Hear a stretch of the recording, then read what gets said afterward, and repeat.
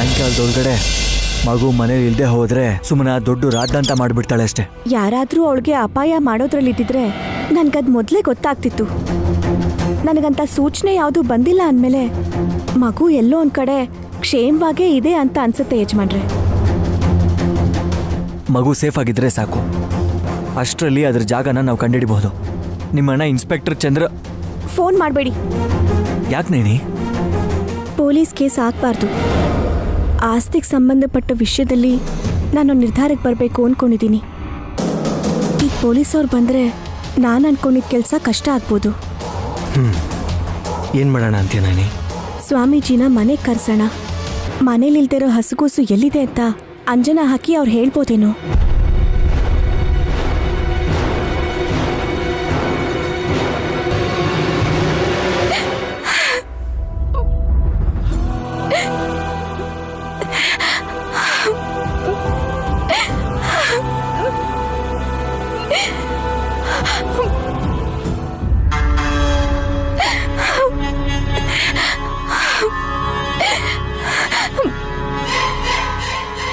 ಬೇಡ ಬಿಡಿ ಮಾಮ್.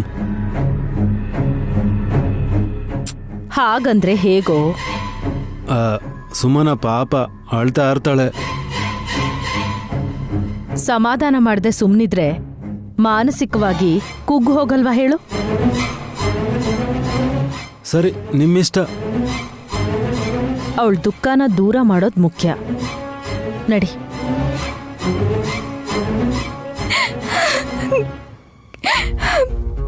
ಹೇಳಿಲ್ವಾ ಮ್ಯಾಮ್ ಸುಮನ ಅಳ್ತಾ ಇರ್ತಾಳೆ ಅಂತ? ಸುಮನ, ನೀನ್ ಹೀಗತ್ರೆ ಕಣ್ಣೀರು ಆಸ್ತಿ ಪೇಪರ್ ಮೇಲ್ ಬಿದ್ದು ಒದ್ದೆ ಆಗುತ್ತಲ್ವಾ? ಇದು ಲಾಯರ್ ಪ್ರಿಪೇರ್ ಮಾಡಿರೋ ಡಾಕ್ಯುಮೆಂಟ್ಸ್ ಅತ್ತೆ. ಇದ್ರ ಮೇಲೆ ವಿಶಾಲ್ ಬಾವ ಮತ್ತೆ ನಮ್ಮ ಅಕ್ಕ ಸೈನ್ ಮಾಡಿದ್ರೇನೆ ಬೆಲೆ ಬರೋದು. ಅಂದ್ರೆ ಇವಾಗ ಕೆಲ್ಸಕ್ಕೆ ಬರ್ದಿರೋ ಪೇಪರ್ಸೇ ಅಲ್ವಾ ಅದು? ಏಯ್, ತಗೊಂಡ್ ಹೋಗಿ ಡಸ್ಟ್ಬಿನ್ಗೆ ಹಾಕ್ತೀಯಾ ಹೇಗೆ? ಮತ್ತೆ ಬೆಂಕಿ ಹಚ್ಚಿ ಟೀ ಮಾಡ್ಕೊಂತೀರಾ ಮಾಮ್? ಏಯ್, ಮತ್ತಿನ್ನೇನ್ ಮಾಡದ್ ಮಾಮ್? ಸುಮನಗೆ ಮಗು ಹುಟ್ಟಿದ್ಮೇಲೆ ಆಸ್ತಿನ ಕೊಡ್ತೀನಿ ಅಂತ ಹೇಳಿದ್ರು. ಮಗು ಹುಟ್ತು. ಇವಾಗ ಆಸ್ತಿ ಕೊಡಿ ಅಂದ್ರೆ ವಿಶಾಲ್ ಮುದುಕ್ನಾಗ್ ಬದಲಾಗಿದ್ದಾನೆ ಅಂತ ಅದನ್ನ ಮುಂದಕ್ಕೆ ಹಾಕಿದ್ರು. ಅದನ್ನ ಸತ್ಯ ಅನ್ಕೊಳ್ಳೋಣ. ದೊಡ್ಡ ಸೊಸೆ ಇಷ್ಟಪಟ್ಟು ಕಷ್ಟಪಟ್ಟು ನವಜೀವ ಜಲನ ತಗೊಂಡ್ ಬಂದು ಗಂಡನ್ ಮೇಲೆ ಹಾಕಿದ್ಲು. ವಿಶಾಲ್ ಮೊದ್ಲಿನ ತರ ಬದಲಾದ್ಮೇಲೆ ಆಸ್ತಿನ ಕೊಡ್ಬೋದಿತ್ತಲ್ವಾ? 11ನೇ ದಿನ ಮಡಿ ಸ್ನಾನ ಮಾಡಾದ್ಮೇಲೆ ಆಸ್ತಿ ಕೊಡ್ತೀನಿ ಅಂತ ಯಾಕೆ ಹೇಳಿದ್ರು? ಯೋಚನೆ ಮಾಡಿ ನೋಡಿ.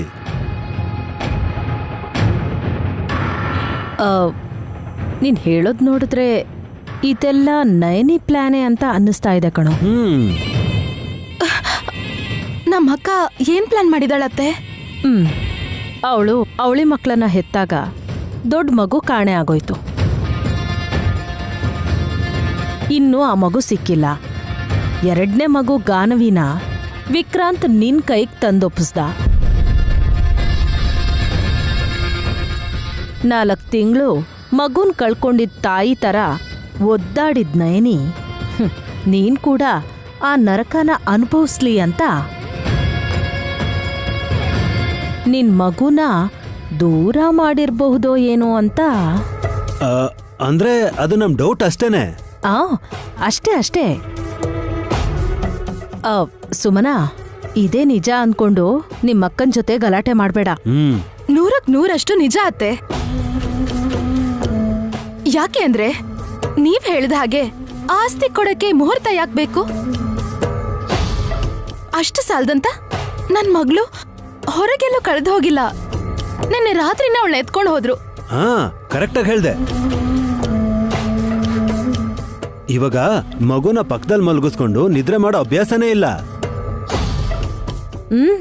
ಹೌದು ಸುಮನ, ತೊಟ್ಲಲ್ ಮಲಗಿದ್ ಮಗುನ ಸದ್ದಿಲ್ದೆ ಎತ್ಕೊಂಡು ಹೋಗಿದ್ದಾರೆ ಅಂತಂದ್ರೆ ನಯನಿ ಕೈವಾಡ ಇದ್ರಲ್ಲಿದ್ದೇ ಇರುತ್ತೆ. ಯಾರು ತಗೊಳ್ದಿರೋ ರಿಸ್ಕ್ ತಗೊಂಡು ಪ್ರೆಗ್ನೆಂಟ್ ಆದೆ ಅತ್ತೆ.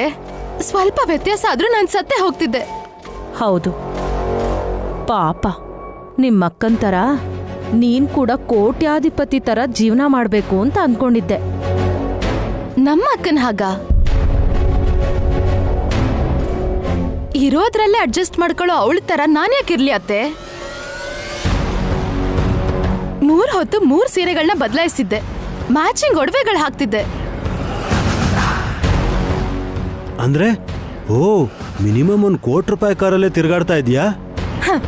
5 ಕೋಟಿ ಕೊಟ್ಟು ಅಮೆರಿಕದಿಂದ ತರ್ಸೋಣ ಅಂತ ಅನ್ಕೊಂಡೇವಲ್ಲ ಬಾವಾ. ಎಷ್ಟ್ ಆಸೆ ಇದ್ರು ಏನ್ ಪ್ರಯೋಜನ? ಆಸ್ತಿನೇ ಇಲ್ವಲ್ಲ. ಅಯ್ಯ, ಆಸ್ತಿ ಬೇಕು ಅಂದ್ರೆ ಮಗು ಇರ್ಬೇಕಲ್ವಾ ಮಾಮ್? ಇರತ್ತೆ.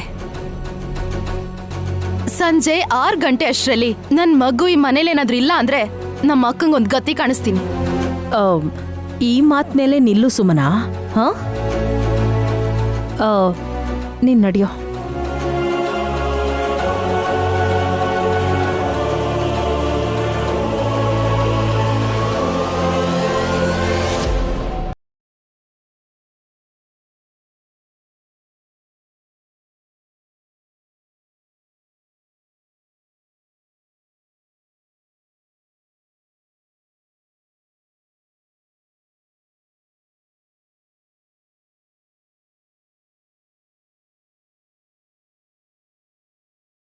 ನೀ 6 ಗಂಟೆ ಆಗ್ತಾ ಬಂತು, ಕತ್ಲು ಬೇರೆ ಆಗ್ತಿದೆ. ಮಗು ಯಾವಾಗ ಬರುತ್ತೆ? ಅದ್ ಹೇಗೆ ಬರತ್ತೆ? ಇನ್ನೂ ನೆಟ್ಟಿಗದಕ್ಕೆ ಅಂಬೆಗಾಲಿಡೋದಕ್ಕೂ ಬರೋದಿಲ್ಲ. ಗೊತ್ತಿರೋರು ಯಾರಾದ್ರೂ ಕರ್ಕೊಂಬರ್ತಾರ ಬಿಡೆ. ಸುಮನ ಹಾಲಿಗೆ ಬಂದ್ರೆ ಜಗಳ ಮಾಡ್ತಾಳೆ. ಅದಕ್ಕೆ ಪೊಲೀಸ್ ಕಂಪ್ಲೇಂಟ್ ಕೊಡಲೇ ಇಲ್ಲ ಆದರೆ ನಮ್ಮ ಕಂಪನಿ ಸ್ಟಾಫ್ ಎಲ್ರಿಗೂ ಕೂಡ ಎಲ್ಲ ಕಡೆ ಹುಡ್ಕೋದಕ್ಕೆ ಹೇಳಿದ್ದೀನಿ. ಅದ್ರ ಬಗ್ಗೆ ಏನಾದ್ರೂ ಗೊತ್ತಾಯ್ತಾ ವಿಶಾಲ್? ಗೊತ್ತಿದ್ರೆ ಇಲ್ಲಿ ಯಾಕಿರ್ತಾರೆ? ಮಗುನ್ ಕರ್ಕೊಂಡ್ ಬರೋದಿಕ್ಕೆ ಓಡ್ ಹೋಗ್ತಾ ಇದ್ವಿ. ನಿಮಗೆ ಕೊಟ್ಟಿ ಟೈಮ್ ಮುಗ್ದೋಯ್ತು, ಮಗು ಬರ್ಲಿಲ್ಲ, ಸುಮನ ಬರ್ತಾ ಇದ್ದಾಳೆ. ಬಂದೇವಲ್ಲ ಬಾವಾ.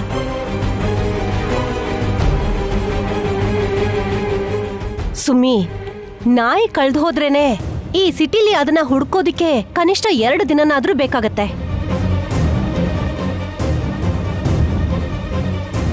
ಅಂಥದ್ರಲ್ಲಿ ಹೆಣ್ಮಗು ಹಸಿಗೂಸ್ಕಣೆ. ಯಾರು ಎತ್ಕೊಂಡು ಹೋಗಿದಾರೋ ಏನೋ. ಅವ್ರಿಗೆ ದೊಡ್ಡ ರೋಗ ಬರುತ್ತೆ. ನೀವು ಸುಮ್ಮನೆ ಇರ್ರಿ, ಆಮೇಲೆ ಬೈಯೂರಂತೆ. ಮೊದಲು ಸುಮ್ಮಿಗೆ ನಾವು ಅರ್ಥ ಆಗೋ ಥರ ಹೇಳೋಣ. ನಂಗೆ ಗೊತ್ತು ಚಿಕ್ಕಿ, ನೀವ್ 1 ವಾರ ಟೈಮ್ ಕೇಳ್ಬೇಕು ಅಂತ ಅನ್ಕೊಂಡಿದ್ದೀರಾ ಅಂತ. ಅವಶ್ಯಕತೆ ಇಲ್ಲ ಸುಮನ. ವಿಕ್ರಾಂತ್ ಅವರು ಬರ್ತಾ ಇದ್ದಾರೆ. ಮಗುನ್ ಕರ್ಕೊಂಡ್ ಬರ್ತಿದ್ದಾನಾ? ಸ್ವಾಮೀಜಿನ ಕರ್ಕೊಂಬರಕ್ ಹೋಗಿದ್ದಾರೆ. ನೋಡಿ ಅವರು ಬಂದ್ರಲ್ಲ. ಎಲ್ಲರಿಗೂ ಶುಭವಾಗಲಿ.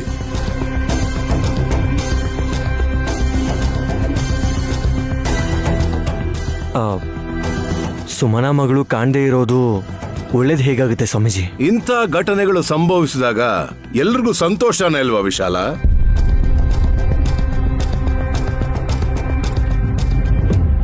ಸುಮನನ್ ಮಗುನ ಯಾರೋ ಎತ್ಕೊಂಡು ಹೋಗಿದ್ದಾರೆ ಅಂತ ನಿಮ್ಗೆ ಗೊತ್ತಾಗೋಯ್ತಾ ಗುರುಗಳೇ?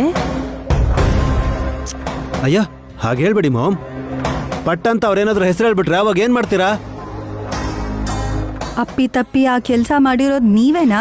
ಹೇಯ್, ನೀನ್ ನೋಡ್ತೇನೆ ಅಂದ್ರೆ ಏಯ್, ನೀನ್ ಸುಮ್ನಿರು. ಏನು ಮಾಡ್ದೇ ಇದ್ರು ನಿನ್ ದಡ್ತನದಿಂದ ನಾವೇ ಏನೋ ಮಾಡಿದೀವಿ ಅನ್ನೋ ತರ ಮಾತಾಡ್ತಿದ್ದಾರೆ ಇವರು.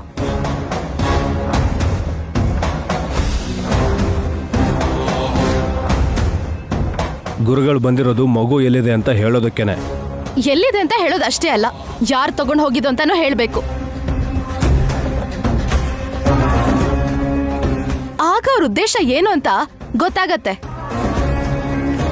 ಸರಿ ಸುಮ್ನ, ಮೊದ್ಲು ಮಗು ಎಲ್ಲಿದೆ ಅಂತ ಗೊತ್ತಾಗ್ಲಿ. ಹೇಳಿ ಸ್ವಾಮೀಜಿ, ಮಗು ಎಲ್ಲಿದ? ಕ್ಷೇಮವಾಗೇ ಇದೆ. ಕ್ಷಮಿಸ್ಬೇಕು ಗುರುಗಳೇ, ಹೇಗಿದೆ ಅಂತ ಕೇಳಿಲ್ಲ, ಎಲ್ಲಿದೆ ಅಂತ ಕೇಳ್ತಿದೀವಿ. ಇಲ್ಲೇ ಇದ್ದಾಳೆ.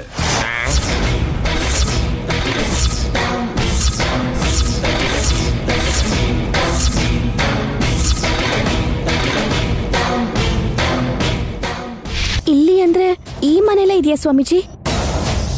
ಮಗು ಅಳೋ ಸೌಂಡನು ಕೇಳಿಸ್ಲಿಲ್ಲ. ಮಗು ಇದೆ ಅಂತ ನಮಗೆ ಇಲ್ಲಿವರೆಗೂ ಯಾವುದೇ ಒಂದ್ ಸುಳಿವು ಸಿಕ್ಕಿಲ್ಲ ಗುರುಗಳೇ. ನನ್ ಖುಷಿ ಪಡ್ಸಕ್ಕೆ ಸುಳ್ಳು ಹೇಳ್ಬಿಡಿ ಸ್ವಾಮೀಜಿ. ಸುಮನಾ ದೊಡ್ಡೋರ ಹತ್ರ ಹೀಗ ಮಾತಾಡೋದು? ಬೆಳಗ್ಗೆಯಿಂದ ಹುಡುಕಿದ್ರು ಮನೇಲಿ ಎಲ್ಲೂ ಸಿಗದೆ ಇರೋ ಪಾಪು ಮನೇಲೇ ಇದೆ ಅಂದ್ರೆ ಡೌಟ್ ಬರಲ್ವಾ ಅಂತ ಹಾಗೆ ಹೇಳಿದ್ಲು ಸುಮನಾ. ಸೂರ್ಯ ಅಸ್ತ ಆಗೋ ಸಮಯದಲ್ಲಿ ಸಂಜೆ ದೇವ್ರ ಮನೆಯಲ್ಲಿ ದೀಪ ಬೆಳಗ್ಸು ಸುಮನ. ನಿನ್ನ ಮಗುನ ಕರ್ಕೊಂಡ್ ಬರ್ತಾರೆ. ಯಾರು ಕರ್ಕೊಂಡ್ ಬರ್ತಾರೆ? ಅವಳನ್ನ ಕರ್ಕೊಂಡು ಹೋದವ್ರು.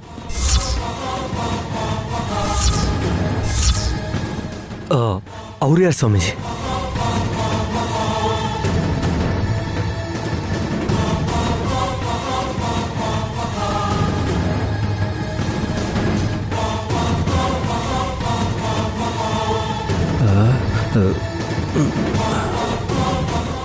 ಮಾಮ್, ನಮ್ಮ ಕಡೆನೇ ನೋಡ್ತಾ ನಗ್ತಾ ಇದಾರಲ್ಲ ಮಾಮ್ ಸ್ವಾಮಿಗಳು.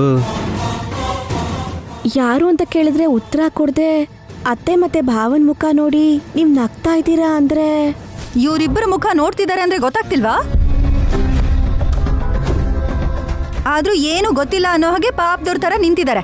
ಏಯ್, ಏನೇ ಹಾಗಳ್ತೀಯ? ಏಯ್, ಇನ್ನೊಂದೇ ಒಂದ್ ಮಾತಾಡಿದ್ರು ಸೀರೆ ಎತ್ತಿ ಸೊಂಟಕ್ ಸಿಗಸ್ಕೋಬೇಕಾಗತ್ತೆ ಅಷ್ಟೇ. ಗುರುಗಳೇ, ಮಗುನ್ ಕರ್ಕೊಂಡೋಗಿದ್ದು ಯಾರು ಅಂತ ದಯವಿಟ್ಟು ಹೇಳ್ಬೇಕು ನೀವು. ನಾನು ಹೇಳಲಾ ತಿಲೋತ್ತಮ?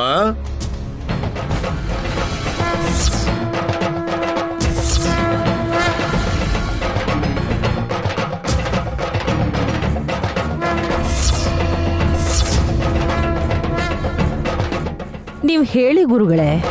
ಸುಮನ ಮಗುನ ತಗೊಂಡು ಹೋಗಿದ್ ಕೂಡ ಅಮ್ಮನೇ.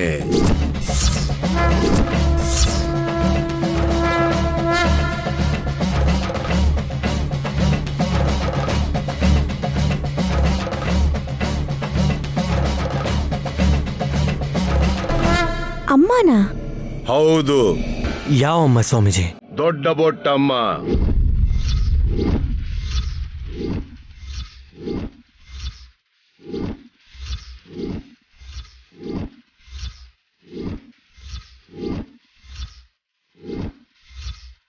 ಇದೇನಿದು, ಮಗುನ ಕರ್ಕೊಂಡು ಹೋಗಿ ವ್ಯಾನಲ್ಲಿ ಇಟ್ಟಿದ್ದು ನಾವೇ ಅಲ್ವಾ?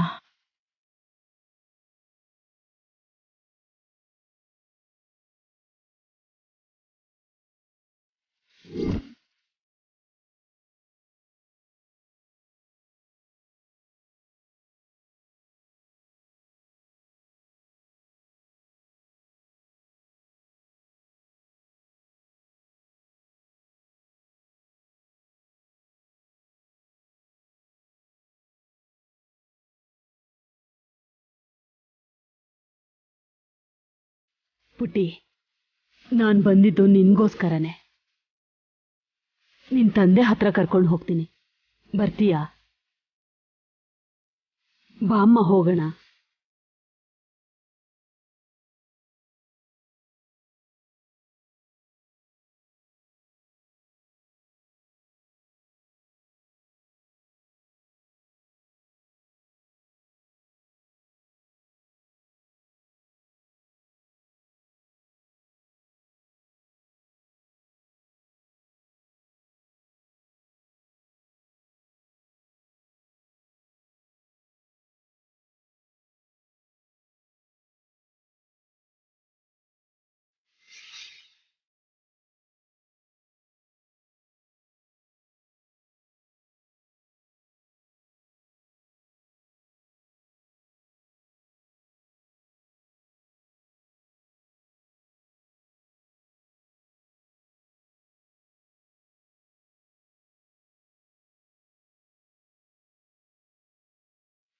ದೊಡ್ಡ ಬೊಟ್ಟಮ್ಮ ತಗೊಂಡು ಹೋದ್ರು ಅಂತ ಹೇಳ್ತಾವ್ರಲ್ಲ, ನಮ್ಮನ್ನ ಸೇವ್ ಮಾಡೋದಕ್ಕ ಇದ್ರೂ ಇರ್ಬೋದು.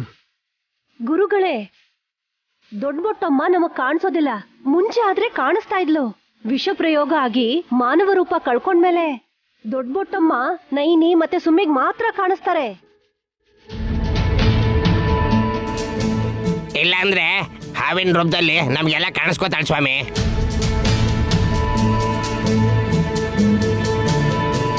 ಆದ್ರೂ ಅವಳು ಹೇಗ್ ಕರ್ಕೊಂಡು ಹೋಗ್ತಾಳೆ? ಇದು ಸಾಧ್ಯನಾ ಸ್ವಾಮೀಜಿ? ನಮ್ಮ ಅಕ್ಕನ್ ಕಾಪಾಡಕ್ಕೋಸ್ಕರ ನೀವು ನಮಗ್ ದಾರಿ ತಪ್ಪಿಸ್ತಿಲ್ಲ ಅಲ್ವಾ ಸ್ವಾಮೀಜಿ? ಗುರುಗಳ ಮೇಲೆ ಅನುಮಾನ ಪಡ್ತೇನೆ. ಪರವಾಗಿಲ್ಲ ವಿಕ್ರಾಂತ. ಅವಳ ನೋವಿಗೆ ಹಾಗೆ ಹೇಳಿದ್ಲು. ದುರಂದರ ತಂದಿರೋ ಹಣತೆನ ಬೆಳಗಿದ್ರೆ ನಿನ್ನ ಮಗು ಜೊತೆಯಲ್ಲಿ ದೊಡ್ಡ ಬೊಟ್ಟಮ್ಮನೂ ಬರ್ತಾಳೆ ಸುಮನ.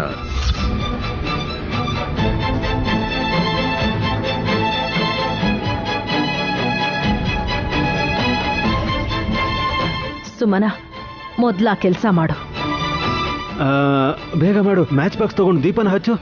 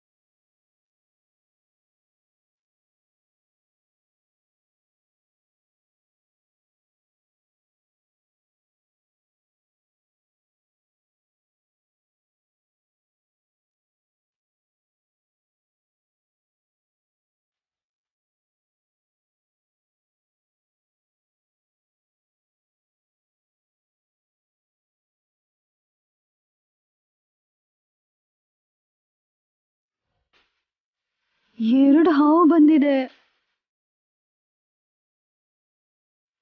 ಮೂರನೇದು ಬರುತ್ತೆ.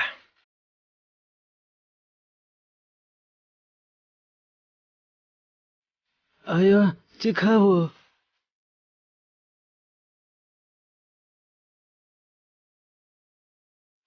ಆ ಮರಿ ಹಾವನ್ನೇ ಸುಮನ ಹೆತ್ತಿರೋದು.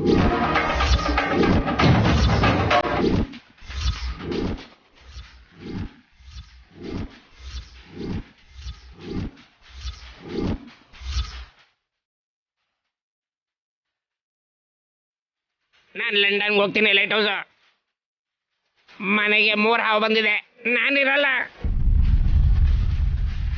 ಇಬ್ಬಿಬ್ರನ್ನ ಒಂದ್ ಹಾವು ಕಚ್ಚಿದ್ರು ಎಲ್ರೂ ಔಟೆ. ಅಯ್ಯೋ, ನೀನ್ ಹೆದರ್ಸ್ಬೇಡ್ವೆ. ಅಲ್ಲ, ಏನ್ ಹೇಳ್ತಿದ್ದೀರಾ ನೀವು? ನಾನ್ ಹೆತ್ತಿದ್ದು ಮಗುನ. ನನ್ ಮಗಳನ್ ಎಲ್ರೂ ನೋಡಿದ್ದಾರೆ, ಎತ್ಕೊಂಡ್ ಅದನ್ನ ಮುದ್ದಾಡಿದ್ದಾರೆ.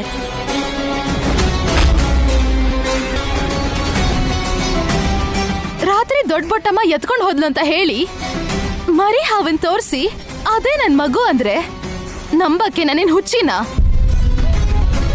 ಏನಿದು ಸುಮನ, ನನಗೆ ಅರ್ಥ ಆಗ್ತಾ ಇಲ್ಲ. ಆದ್ರೆ ನಿನ್ ಪರಿಸ್ಥಿತಿ ಏನು ಅಂತ ನನಗೆ ಅರ್ಥ ಆಗತ್ತೆ. 3 ಹಾವನ್ನ ನೋಡೋ ಭಾಗ್ಯ ಕೊಡಿ ಅಂತ ನಾವೇನ್ ವರ ಕೇಳಲಿಲ್ಲ ಸ್ವಾಮಿ. ನೀವ್ ಯಾಕೆ ಸುಮ್ಮನೆ ನಮ್ಗೆ ಭಯ ಹುಟ್ಟಿಸ್ತಾ ಇದ್ದೀರಾ?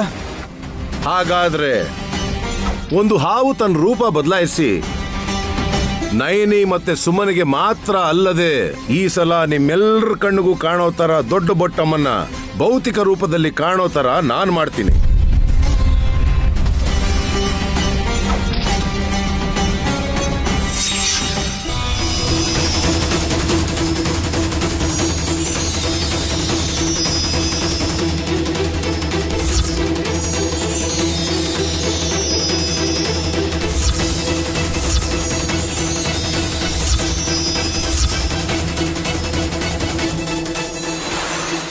ದೊಡ್ಡ ಪುಟ್ಟಮ್ಮ ಎಷ್ಟ್ ದಿವಸ ಆಯ್ತು ನಿಮ್ಮನ್ನ ನೋಡಿ. ಹೇಗಿದೆ? ಅವಳನ್ನೇನ್ ನಿನ್ ಫ್ರೆಂಡ್ ಅನ್ಕೊಂಡಿದ್ಯಾ? ಹಾವು ಕಣೆ, ಹಾವು. ಏನ್ ಪುಟ್ಟಮ್ಮ ಇದು? ಯಾಕೆ ಹೀಗ್ ಮಾಡ್ದೆ? ನಾನೇನ್ ಮಾಡ್ದೆ ನೈನಿ? ನನ್ ಮಗ್ಳನ್ನ ಎತ್ಕೊಂಡು ಹೋಗಿದ್ಯಲ್ಲ. ನೀವು ಮಾಡಿದ ಕೆಲಸದಿಂದ ಪಾಪ ನೈನಿ ಅದಕ್ಕೆ ಮೇಲೆ ಅನುಮಾನ ಪಟ್ಲು ಸುಮನ.